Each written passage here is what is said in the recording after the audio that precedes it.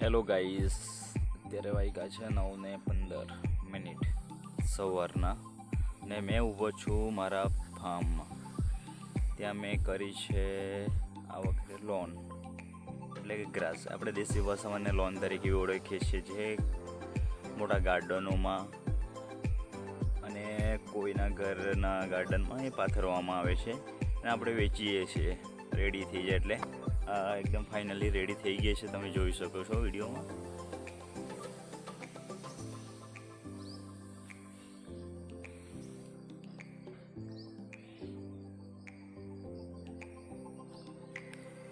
આપણે મિત્રો એને ટૂંક સમયમાં વેચી દેવાના છે, એટલે કે 5 થી 10 દિવસમાં.